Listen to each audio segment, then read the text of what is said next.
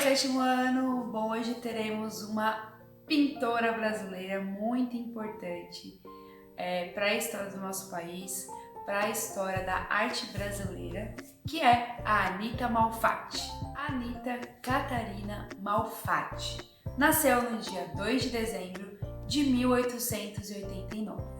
Ela era descendente de alemão e também de norte-americanos.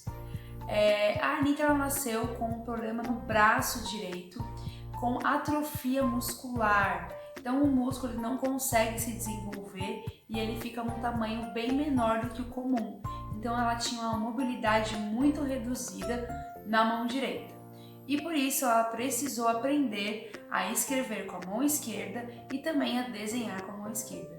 E ela contou com a ajuda de uma governanta para auxiliar ela nessas atividades. Ela foi alfabetizada no Colégio São José. Esse colégio ele ficava no bairro da Liberdade e hoje ele é um prédio de patrimônio de São Paulo, por ser um prédio muito antigo e por ter feito várias funções na cidade de São Paulo.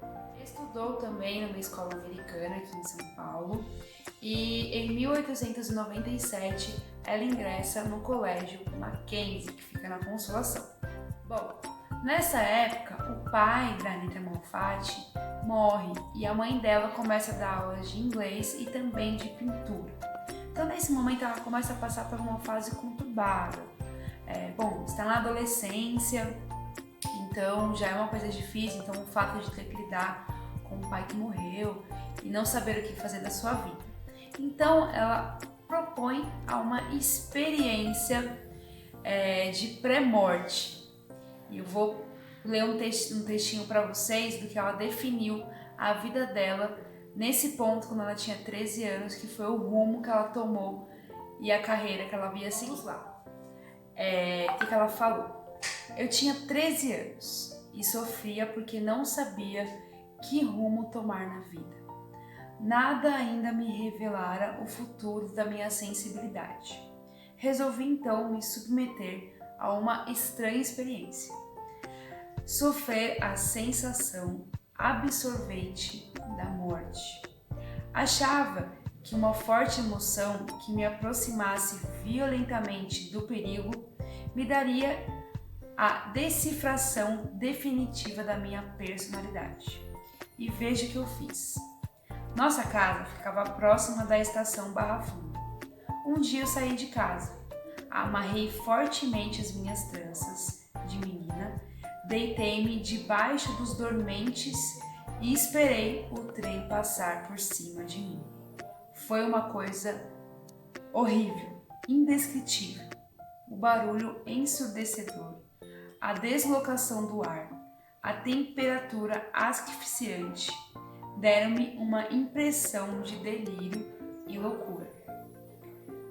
E eu via cores e cores piscando e riscando o espaço. Cores que eu desejaria fixar para sempre na retina assombrada. Foi a revelação. Voltei decidida a me dedicar à pintura. É uma maneira muito assustadora de você testar a sua vida para virar uma pintora.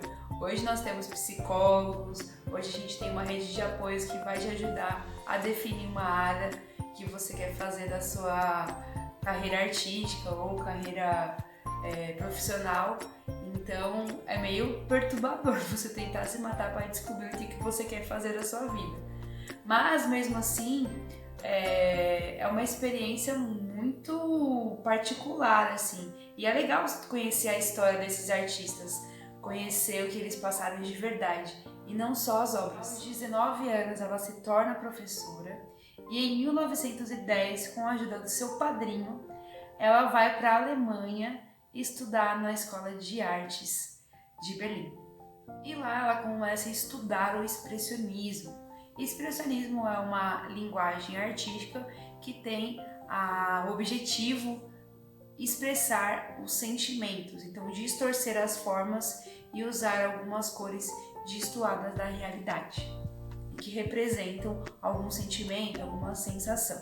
Já em 1914 ela retorna para o Brasil e faz a sua primeira exposição na Casa Mapping e apresenta os seus trabalhos com a temática expressionista.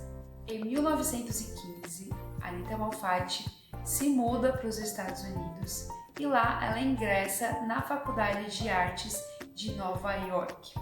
Lá ela vai aprender um pouco mais sobre o expressionismo com Homer Boss, que era um artista daquele momento que estava em ascensão em relação ao expressionismo. Nesse período, ela pintou 3 quadros muito importantes da sua trajetória artística, que foi A Boba, O Farol e O Japonês.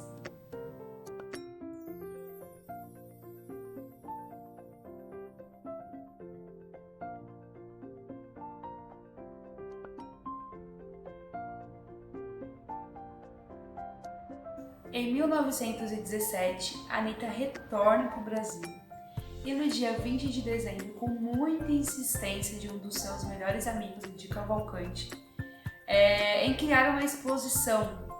E ela faz essa exposição com 53 obras, dentre elas pinturas, gravuras e também aquarela.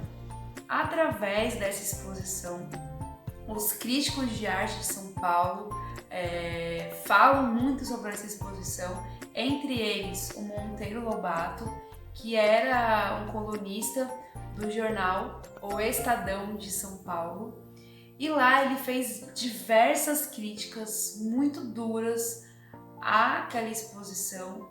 No entanto, propagou mais ainda o modernismo em São Paulo. O tema principal da crítica de Monteiro Lobato era paranoia ou mistificação. Então esse foi um artigo muito comentado na época pelos artistas, tanto tradicionais quanto mais vanguardistas e modernos, e foi um grande boom.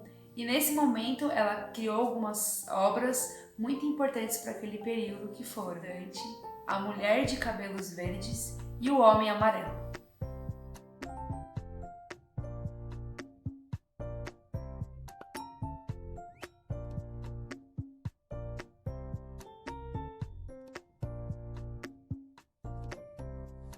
A exposição foi nomeada como Exposição de Pintura Moderna de Anita Malfatti. Depois de um período sem estudar, ela volta a estudar, retoma seus estudos e começa a aprender sobre a natureza morta, pintura que tem como caráter abordar tanto frutas, folhas secas, com uns tons mais escuros. Nessa época, ela conheceu a Tarsila do Amaral e a partir de então viraram grandes amigas por longa data.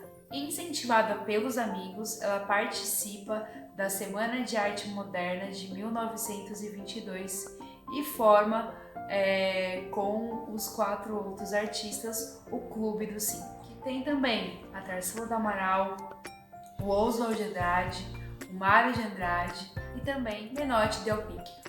Nessa exposição também continha outras obras de outros artistas, mas esses eram os principais artistas do momento. Entre os anos de 1923 e 1928, Anita reside em Paris. Realiza exposições individuais em Berlim, na França e também em Nova York. Em 1928, ela retorna para o Brasil e inicia sua carreira na Universidade do Mackenzie como professora de desenho. Ela permanece como professora até o ano de 1933. Em 1942, ela se torna presidente do Sindicato de Artistas Plásticos de São Paulo. Quando ela reside em Paris, ela conhece 2 artistas super importantes. Um é o cubista Fernand Léger e o outro é o impressionista Henri Matisse. Depois da morte de Mário de Andrade e também da mãe Betty, ela se recolhe numa chácara em Diadema e aproveita para fazer a pintura que ela gostava sem pretensão artística nenhuma. E aos 75 anos, no dia 6 de novembro de 1964, Anita Malfatti nos deixa. Nesse finalzinho da sua carreira, ela dizia que estava fazendo arte popular brasileira, estava fazendo arte para o povo. Sem alguma pretensão artística, só livremente. Então eu acredito que foi um período também de grande descanso e de descobrimento poético para essa grande artista. Agora vamos às principais características da pintura da Anita Malfatti. Bom, primeiro nós temos que entender que a pintura aqui no Brasil ela seguia uma regra, ela tinha uma regrinha de perfeição, de representar a realidade. E a Anita Malfatti ela quebrava com esses padrões, ela tinha uma nova maneira de se fazer arte, muito associado com as linguagens europeias e artísticas que estavam nascendo naquele período. Então, lá na Europa estava acontecendo diversas manifestações artísticas. E aqui no Brasil, a gente ainda estava lá no período antes do modernismo.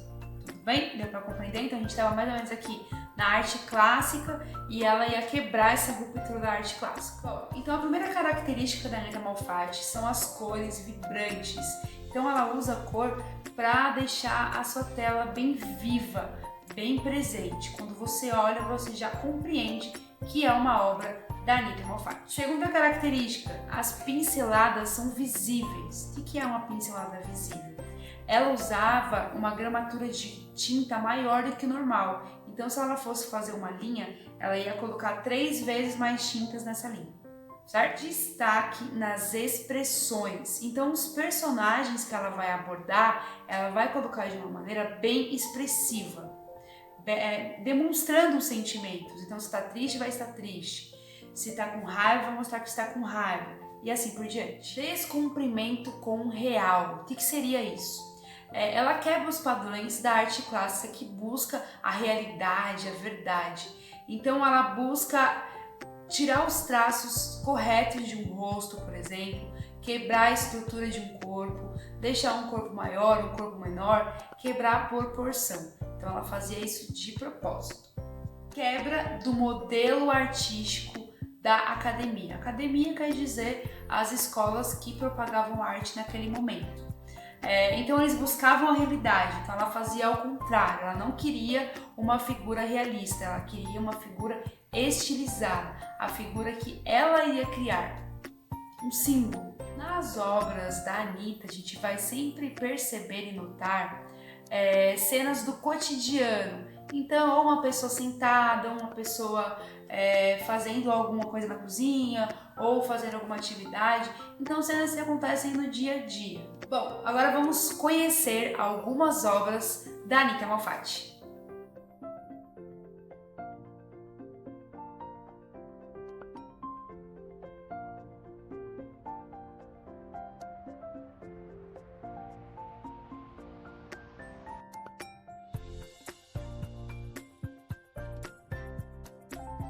Bom, gente, eu espero que vocês tenham gostado dessa aula. Se tiverem alguma dúvida, curiosidade sobre essa artista, podem me mandar no e-mail, tudo bem? Espero que tenham gostado. Beijos e até a próxima aula.